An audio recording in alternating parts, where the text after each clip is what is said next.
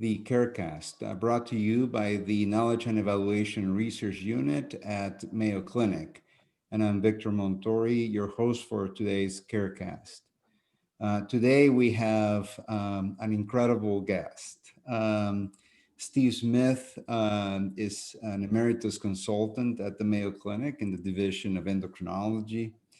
His clinical research interests include the psychology of diabetes, the assessment of satisfaction and health status, systems of care and delivery for people with diabetes, including the relationship between generalists and specialists, and the development and implementation of information management systems for the care of people with diabetes.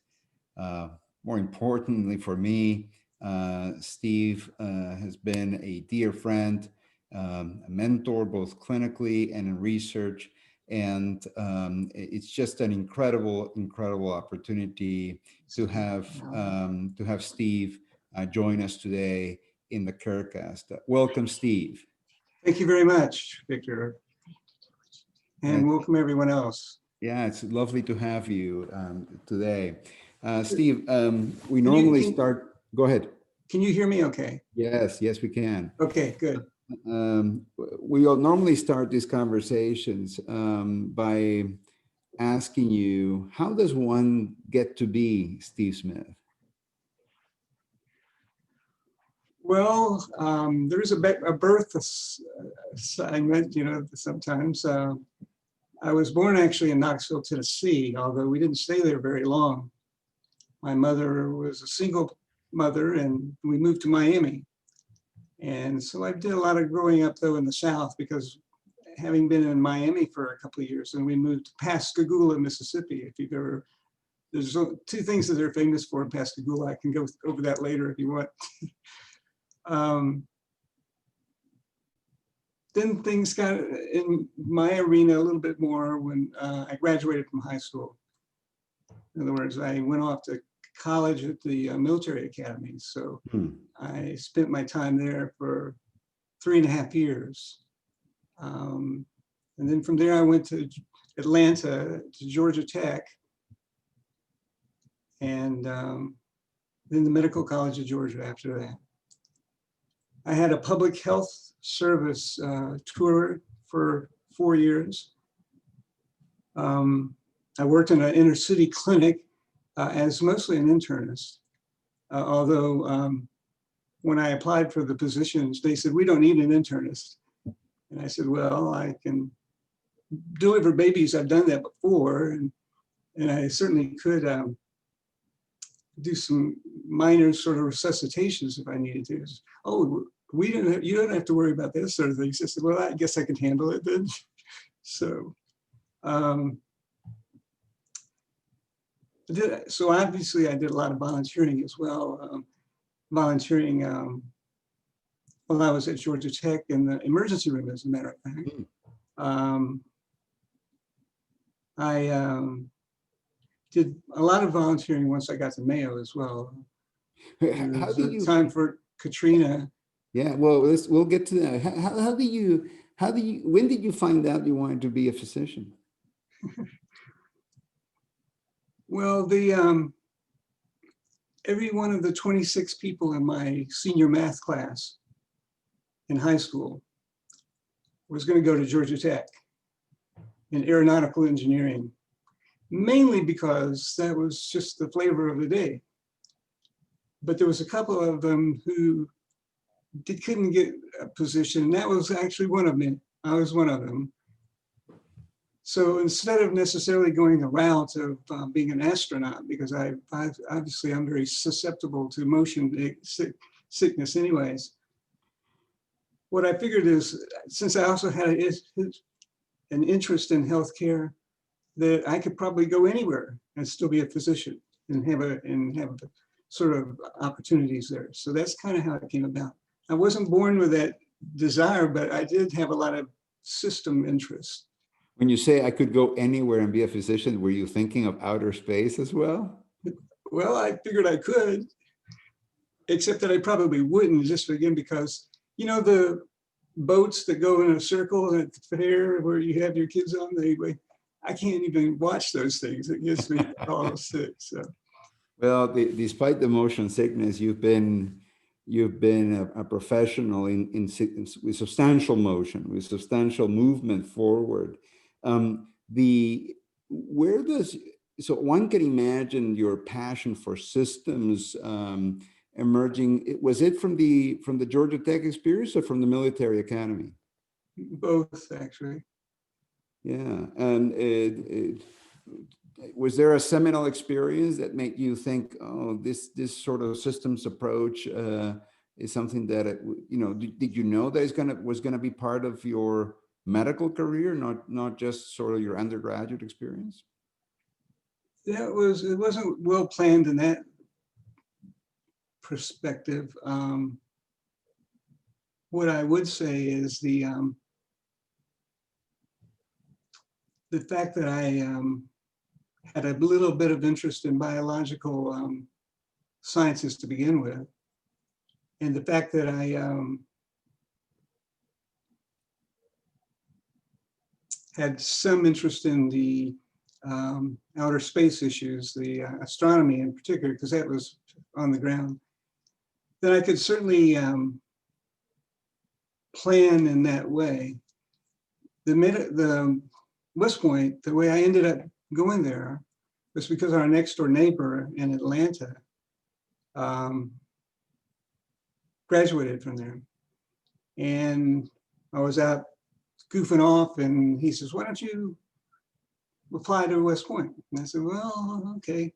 And of course that was at sort of the end of the Vietnam War. And so I figured I might have been attractive in that sense as well, although I wasn't terribly militaristic. So it worked out that, I applied, and after I got accepted, it was a little hard to give it up, especially since we had the benefit of the scholarship aspect of West Point. You almost have answered my usual question related to this journey of becoming Steve Smith, which was it planned, or was it a series of lucky breaks and opportunities that one would not have necessarily predicted? Sounds like you had a series of maybe a combination of luck and opportunity. Huh? Yeah, I have I think a personality gene that makes me join in or try to join in on everything that I get exposed to, so I get really enthusiastic about whatever I'm doing. And as I say, while I can't even say that I had a long history of wanting to go to the military academy, it did fit the purpose at that time. So yeah, it was a combination of things, probably opportunistic opportunity. Being able to take advantage of what presents. Yeah, keeping my eyes open and saying, okay, this is next, if you know what I mean. But not necessarily being able to tell you that, by the time I finish the public health service, I'm going to be this or that. Oftentimes, people that have told us about taking advantage of opportunities and also will talk about having difficulty saying no to opportunities that come up, and then living their lives a little bit on the overwhelmed side of saying yes to almost everything. Has that been part of the story as well? You have to be careful about overdoing it, that's for sure. Now, I have said that my wife is an enabler. So after the public health service, especially because I then did a fellowship and particularly interested with Don Zimmerman and pediatric endocrinology, I was thinking, because I originally had an idea that I would be a pediatrician in the primary care setting. Gosh, Don Zimmerman is the smartest guy I've ever met, and it was so exciting.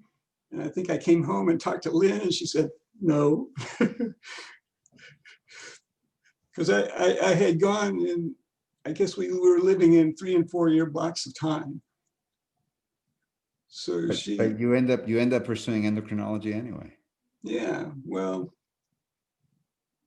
I didn't have to do a pediatric fellowship as well as the endocrine fellowship. But you know, And one thing's interesting. Some colleagues at Mayo for some period of time were shorthanded, and Sean Deneen and myself actually filled in the case. When we went to Katrina the first time,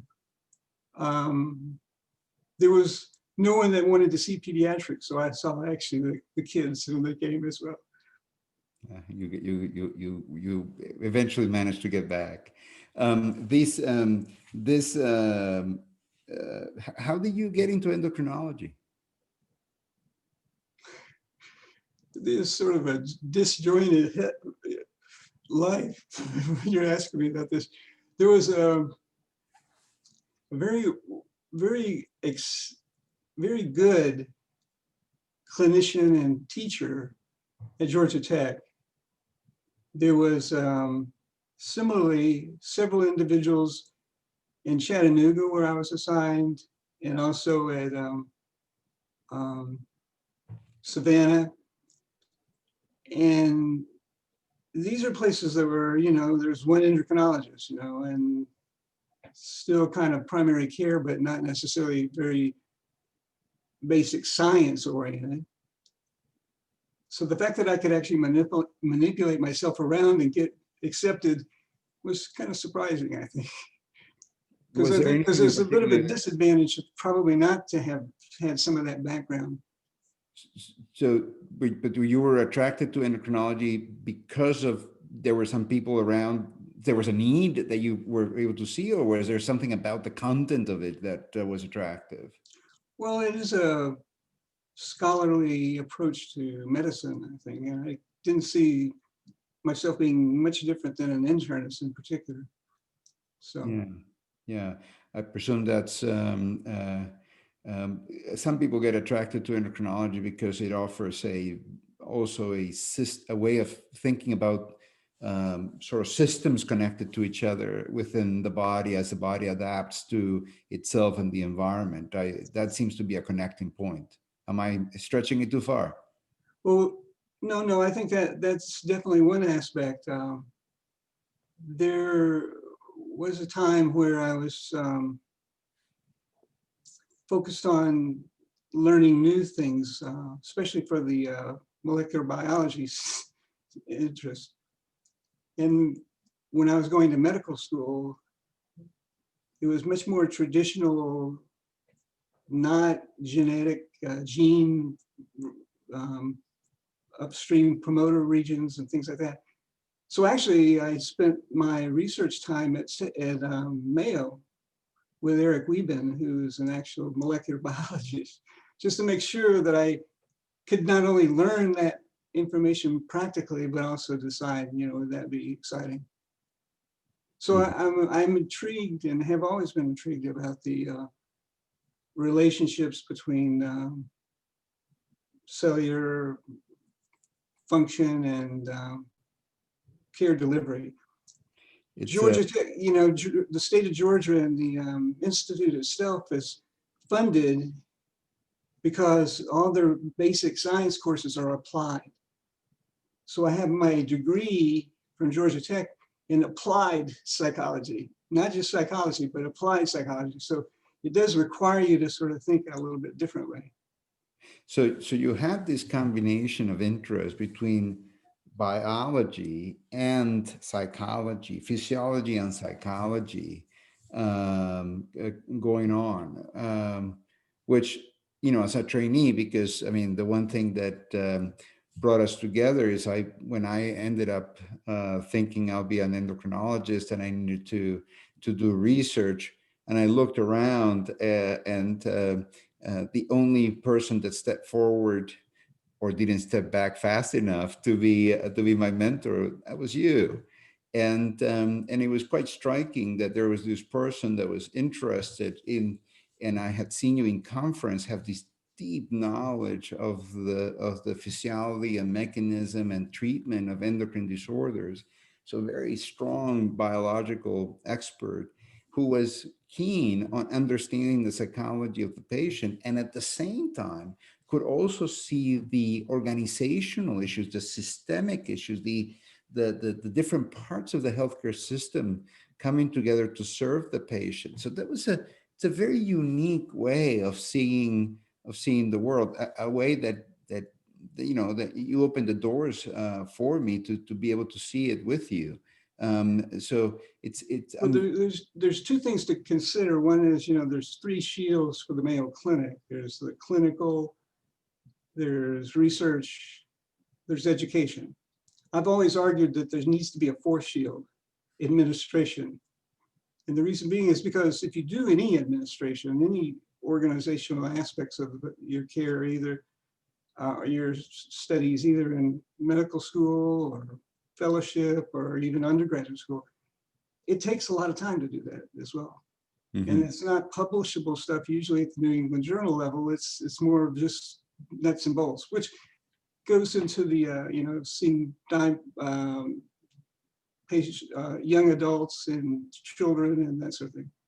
And of course, I know personally, and I'm not going to reveal too much, but we had some long conversations about whether internal medicine or endocrinology was the thing to do.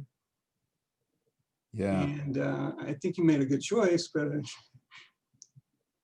yeah, it was it was very clear to me that I was not going to be a good fit no matter what I chose, and so I had to adapt better, and you helped me tremendously with that. If you think about the values that have pushed you forward, what would you say would be those values that, I mean, in our research unit, we have patient-centeredness, integrity, and generosity as some of our core values. What have been your core values that have pushed you forward?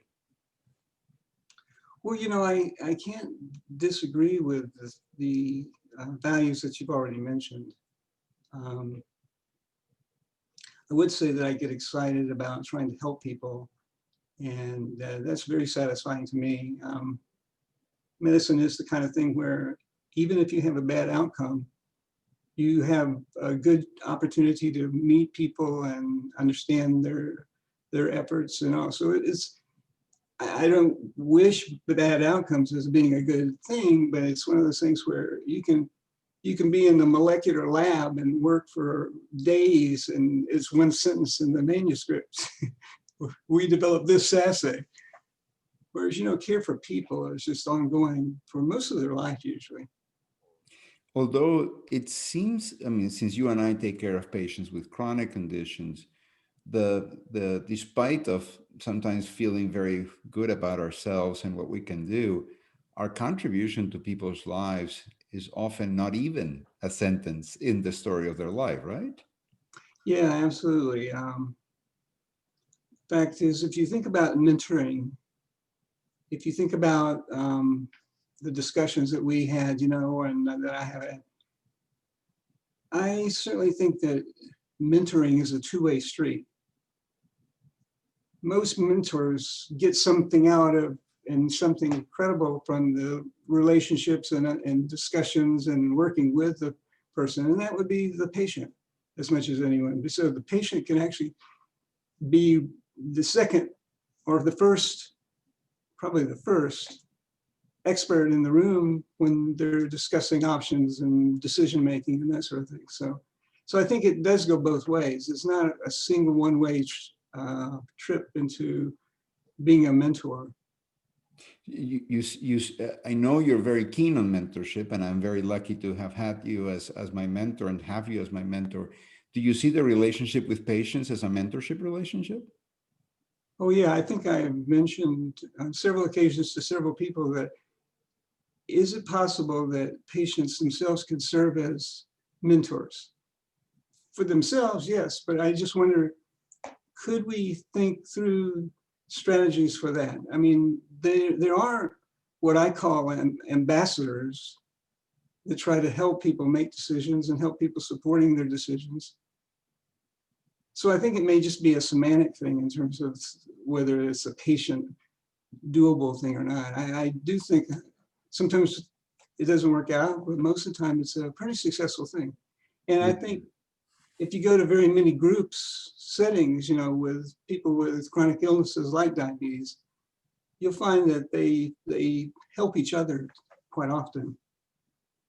Yeah, I think there's a substantial, now that it's more visible through social media, I think the networks of support that surround patients with chronic conditions extend, I think, visible to social media, and in part thanks to social media, we can see networks of support that extend far beyond the patient's immediate family, to include peer patients, patients that have maybe are further along in their story of disease and coping and mastering self-management, that are an incredibly rich source of advice and support for patients. And I have found oftentimes much more informed and much more pertinent information than the one that we can provide, since, except a few of us, but most of us have not necessarily lived through all the kinds of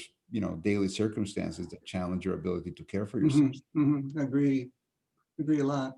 Yes, Steve, you've been the longest leader of the Center for Patient Education at Mayo, and I think that is also another example of your commitment to support that activity. Of tooling up patients so that they can live their lives without being hindered by disease or treatment. That's been a core component of your professional activities, in addition to everything else we've mentioned, right? Well, I think I think when you ask many people what they were looking for from a physician, and of course you're going to be the expert on one side, and I'll be just less of that, I would have to say. But I think if you can listen to what's going on in their life, empathize with them as well, because you do have to have some positive relationships there. And then the third sort of component I've always thought is just being able to explain to them what is going on so they can have a better idea about decision making and that sort of thing. I think they feel much more confident. So listening, empathy, explanations, I think it's good. That's why I come up with these little models that I've done before, in terms of people say, oh yeah, that makes sense. That relationship makes sense. Yeah, in fact, one of those models that you've been known for is based on the idea of a bicycle. Do you want to share that with our audience? We know historically we have had a fairly top-down approach. Physicians have had a top-down approach to care and all. But if you think of the bicycle, it's a horizontal relationship, just like the mentoring that I mentioned earlier. There's direction that sometimes we try to give folks, and that's kind of the front wheel of the bicycle. There's the energy and the work that it takes to be a patient with diabetes or a chronic illness. So it's sort of the back end of the. If you stop pedaling your bicycle, what happens? You fall off. You don't go anywhere. So I think there's some aspects of trying to even just describe the framework of the bicycle and what the front wheel and the back wheel are connecting. So many of that framework could be things like pharmacy, nursing, things that will actually tie them together and work in the same direction as what they are trying to do with the bicycle in general. Who's holding the steering? Well, it depends, I think, on the context, about whether it's physician, patient, mother, this sort of thing. And of course, there are different kind of bicycles too, right? Although I guess bicycles implies two wheels, but you got four wheels, you got tricycles that try to, again, meet the contextual sort of situation. Yeah, I once fell off a bike and broke my arm as I was doing a race with a girl in my neighborhood, and her bike had training wheels, and my front wheel got stuck between her training wheel and her main back wheel, and then she turned and I flew off. So these training wheels can be really dangerous.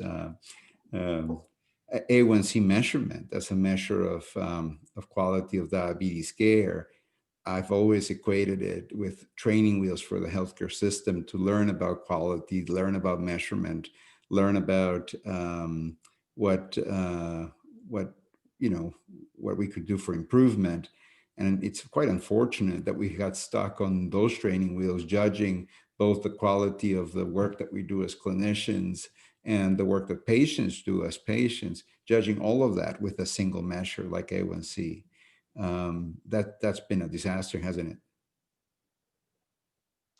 The more you talk, the further I get ahead to sort of think of things. I want to mention one thing, Sean Denis, he used to say that he didn't want to go into the room knowing what the A1C was, that he didn't want to see it.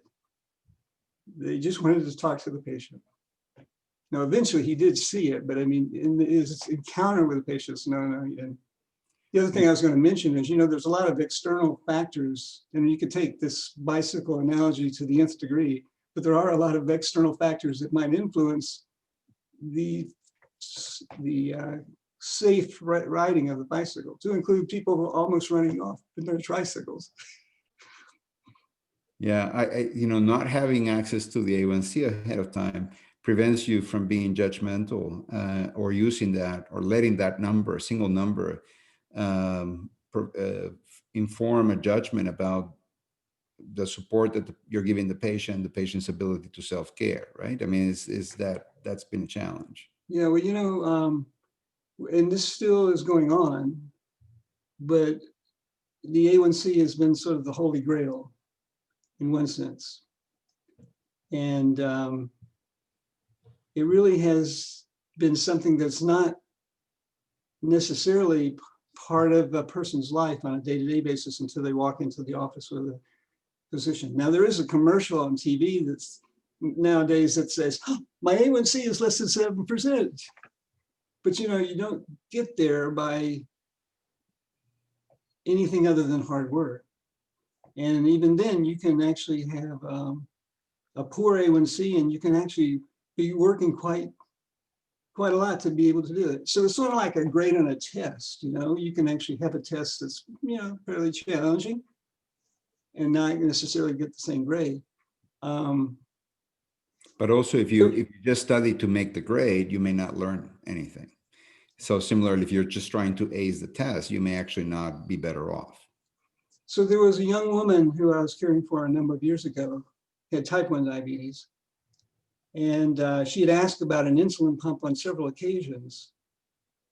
Two individuals, actually in our department. And they said, no, you can't have one. You're not going to be able to handle it because your A1C is always way too high. And you're just not paying attention to what's going on. And there's a lot of responsibility for the. So we had one visit after she had been going through our clinic, for several years. I said, well, shoot, you don't have the tool that you need to try to help you, because she was having hypoglycemia. And I think that was the reason why she was reluctant to do much better than what she was doing. I saw her after we switched her over to a pump, and she actually did quite well. I saw her in Hy-Vee, our local grocery store, and she one day she just said, "I got an A1C less than 7." So, like the commercial. Just to reinforce the fact that it's not an A1C totally, even though I'm guilty of having written a chapter on that. It's how you get there. This leads to my next question, which is, what has been your favorite collaboration, your best collaboration? Well, again, that can be context, if you know what I mean. The individual, if you know what I mean. Actually, I appreciate the opportunities to interact and have a strategy that incorporates the family and the patient themselves. In Casson, we had some offline educational efforts, fairly traditional patient education lecture type things.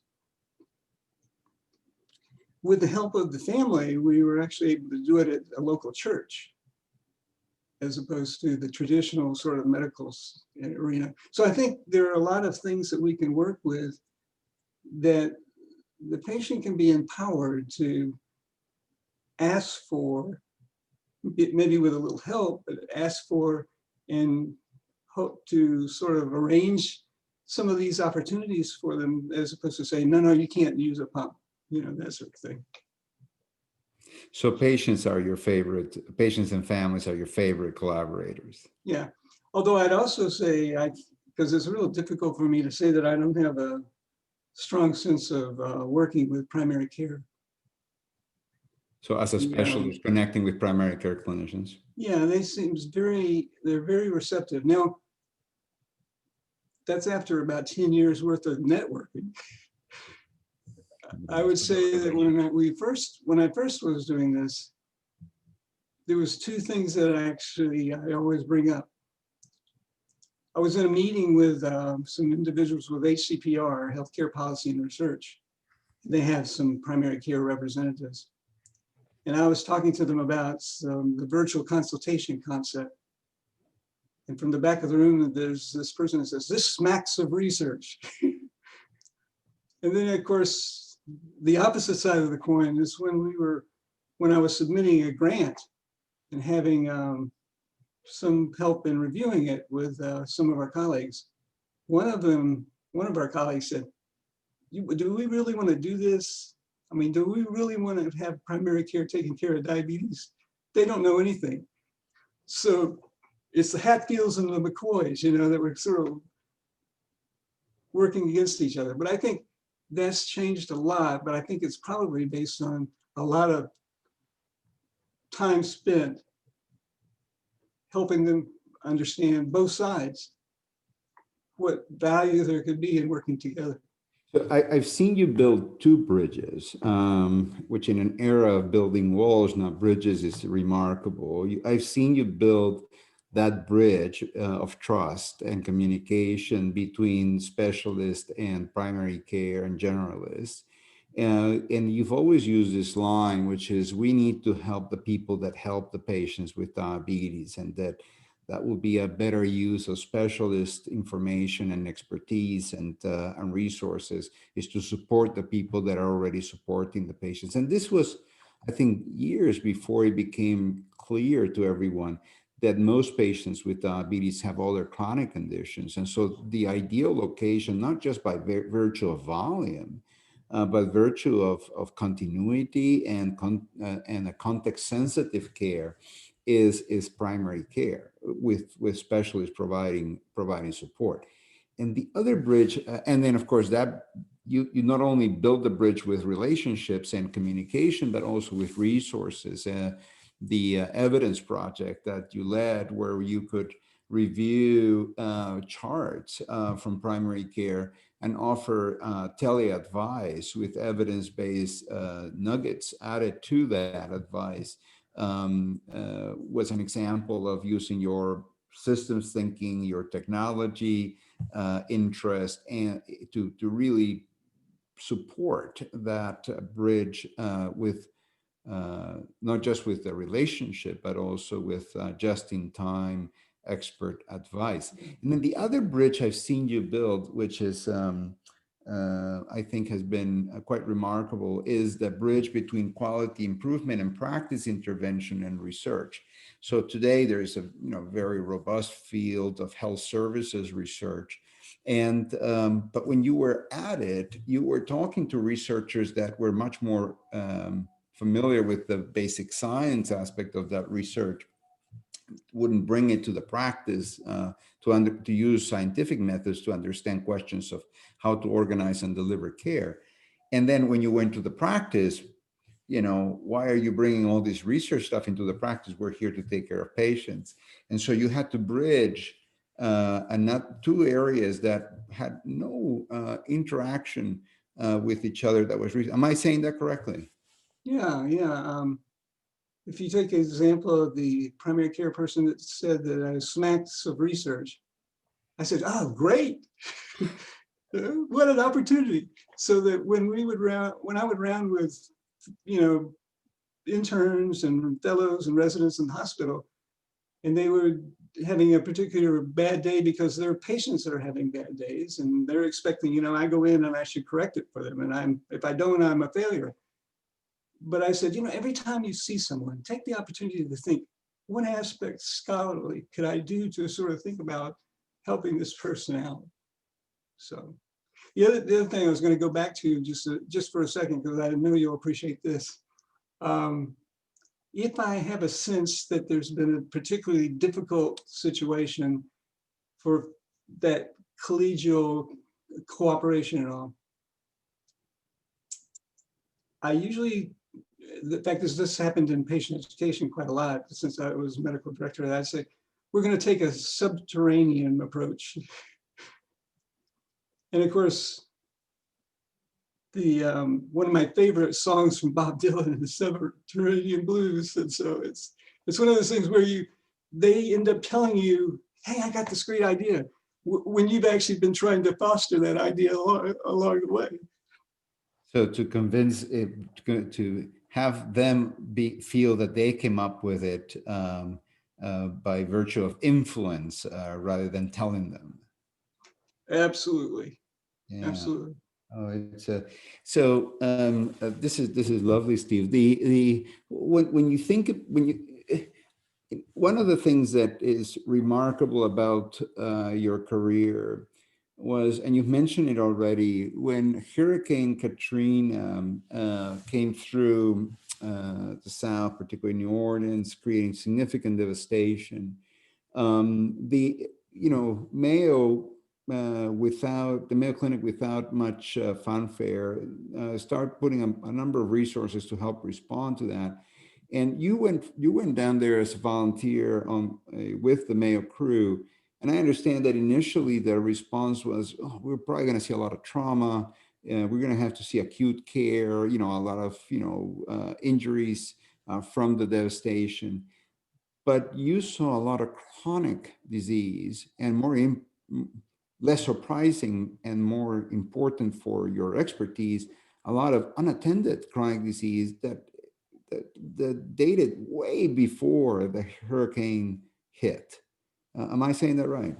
Yeah, the thing is, I went to Katrina twice, both times supported by Mayo. The second time I was a bit more in charge, actually. I think it's because of the chronic conditions, and that's what people anticipated, that most of the need would be sort of in the diabetes, hypertension realm of things.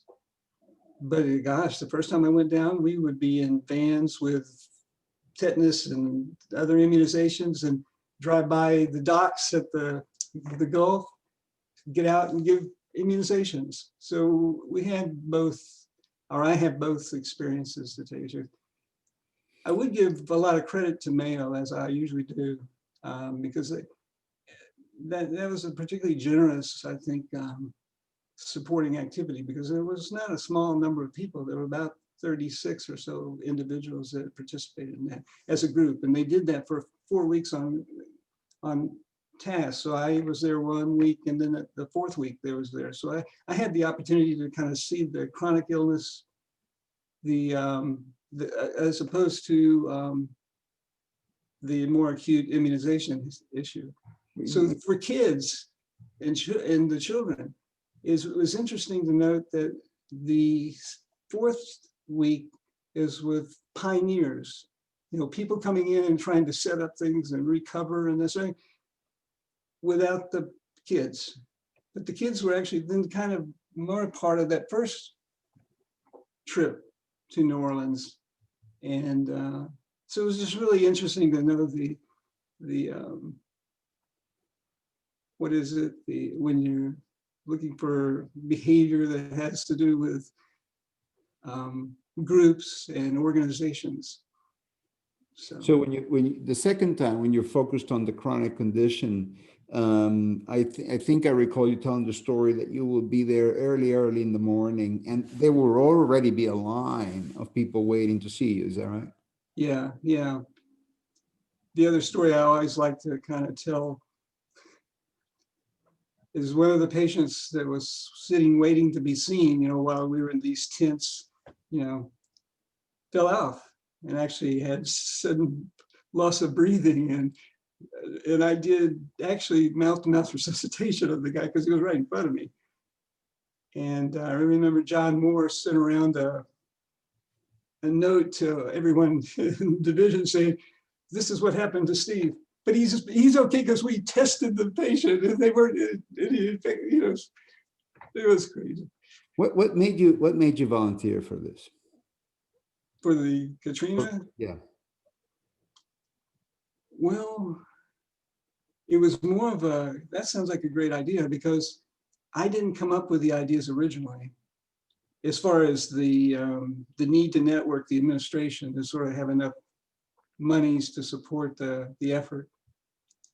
So, and of course, that effort was just as much subterranean as the other populations of people that I would meet. But I think it was really more, maybe the fourth time was based on the fact that the first time I had shown some leadership issues.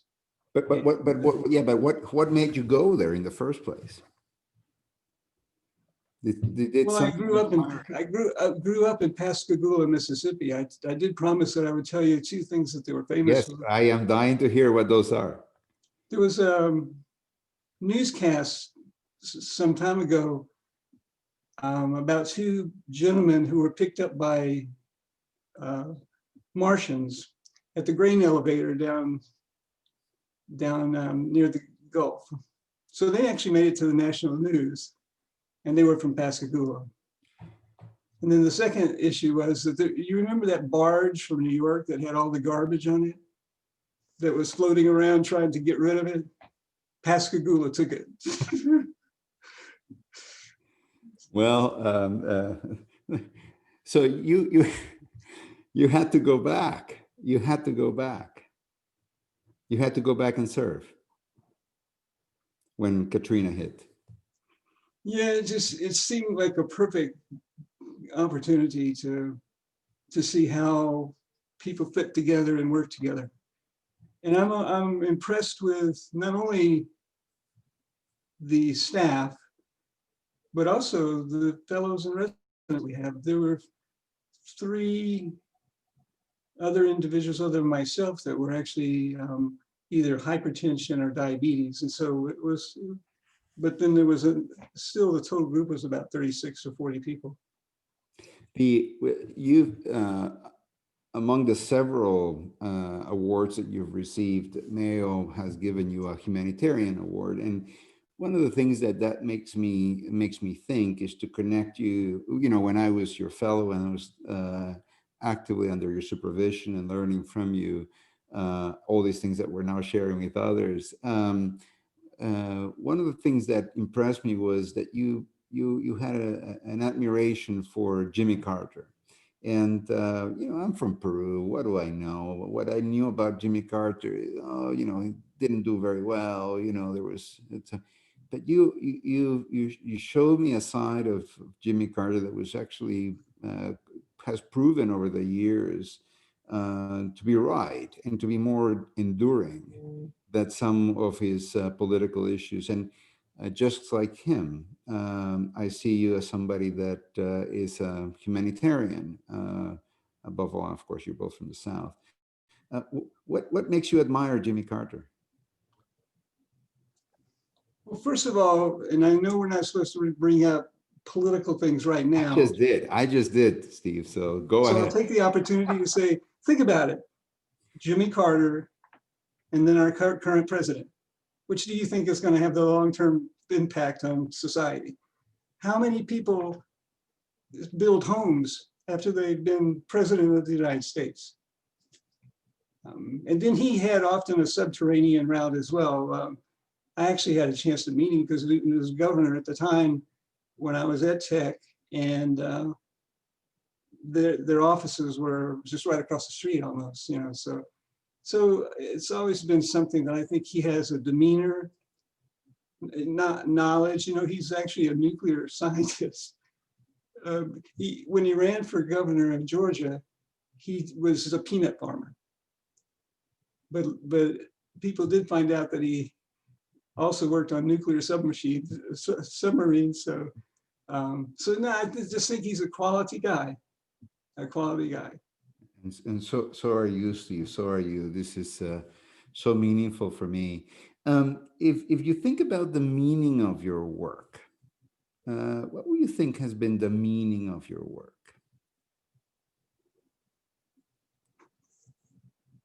Good question.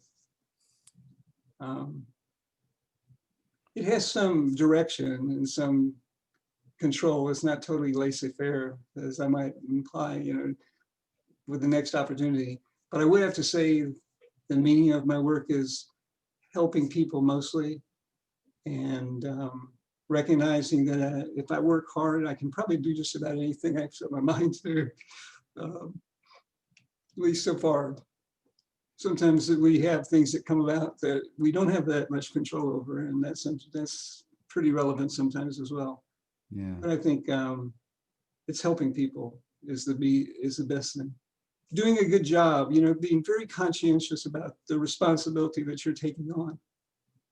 Yeah, I was going to say that you've shown me the importance of being conscientious, doing a good job, helping people.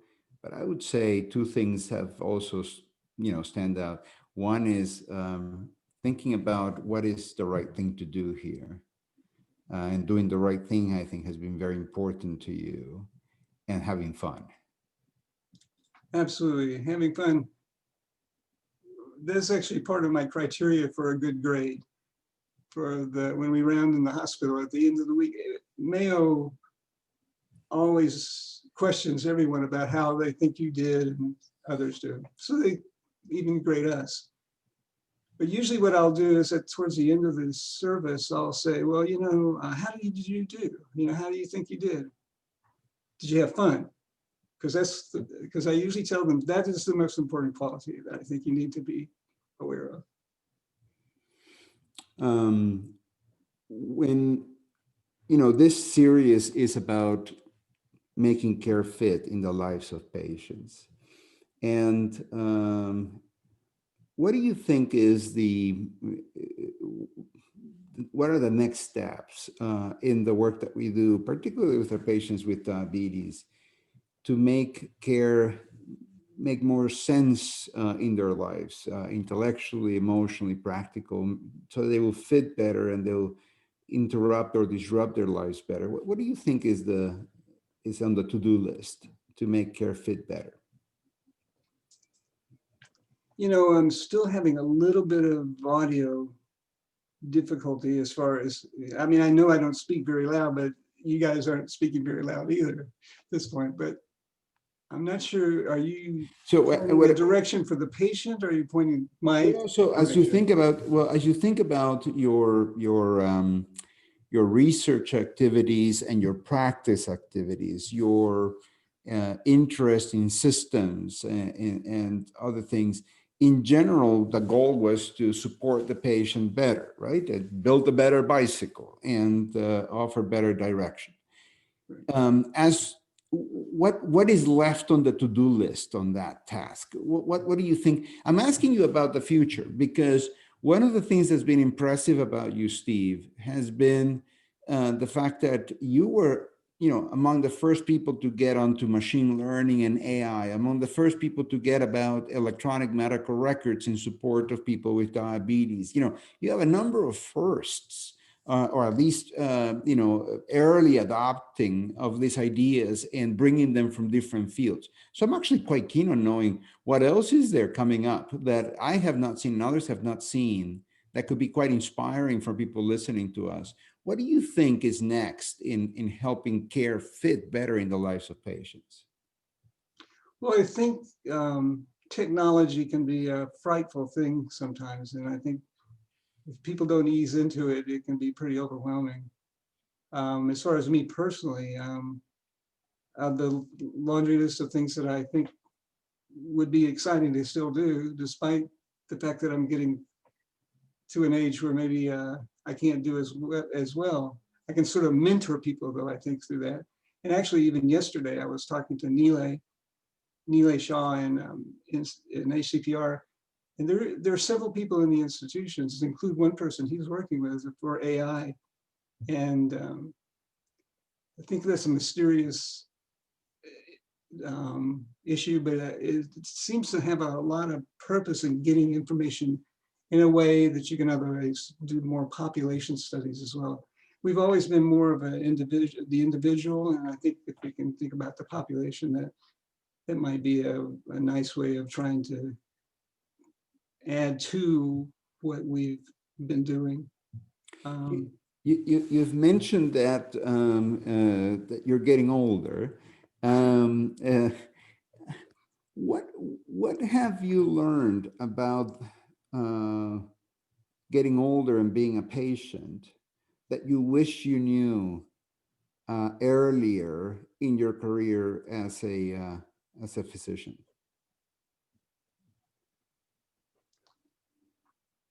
Another good question. You know, we need to be aware that we are part of the decision-making process, if not the sole decision maker, with a lot of influence from people who have interest in my life. So if you take the AI, for instance, I imagine if I have the opportunity to help out in any way, it would probably be providing the clinical aspects of things that might otherwise have application if they're this mysterious neural network kind of stuff, if you know what I mean. I think we kind of use buzzwords a little bit too much. We don't really know for sure what sometimes people mean. At West Point, you could never use contractions. You know, they would harass you if you did. So I think you just have to be, as I've done most of my life, just keep my eyes open and see where there are opportunities, and if they're appropriate, to try and engage, not being too afraid. Mm-hmm. Some of my early research efforts were actually in thyroid. So now if you add all the other institutions that I've been in, the fact that I'm getting older, and I have a particular interest in thyroid disease as well. So it's one of those things where I think it's just the interest in helping people in a very scholarly way. But yes, and that's as a professional, but I was asking you as a patient. I was asking you about the experience of living as a patient. Has there been any insight into that experience that, it's, you now have a special appreciation for that you wish you had known, say, 20 years ago?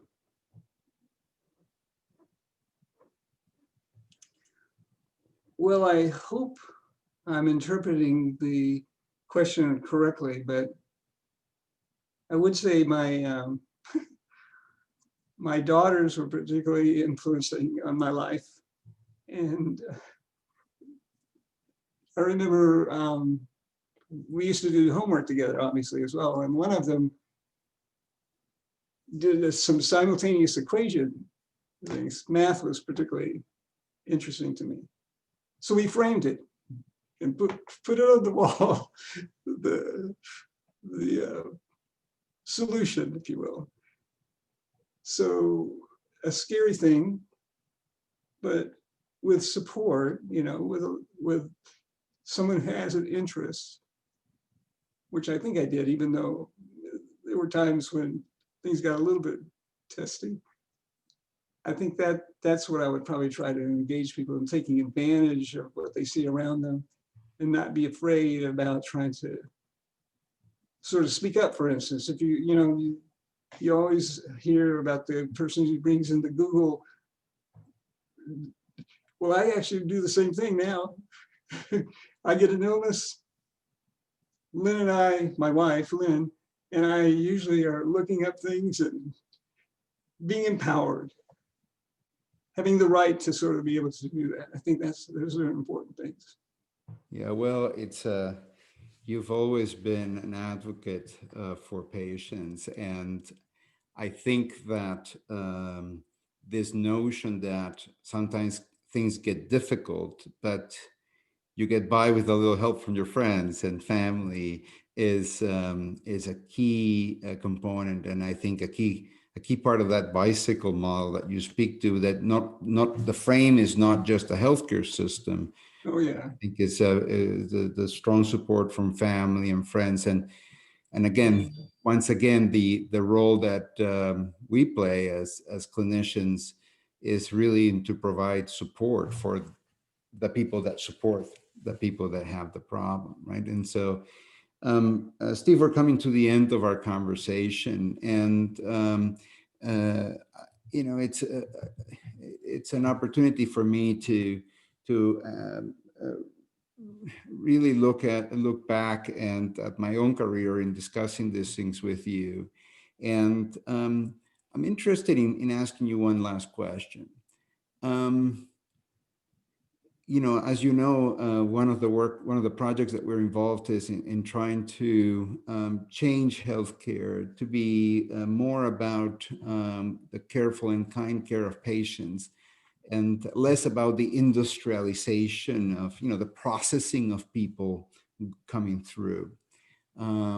Your care of patients, which some of them I've now picked up, since you retired, has been a good example of that careful and kind care. What do you think is next in making healthcare more careful and kind? If you were to choose one thing, if you had to have a magic wand and you were to try to change something about healthcare that you think will make it more likely that patients will have careful and kind care, what would that be?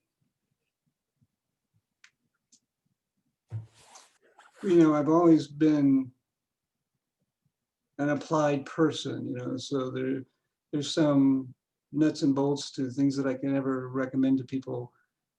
It's though making sure that you're not disappointing yourself in terms of how quickly it takes to turn the Titanic, to get people to be more sensitive to it.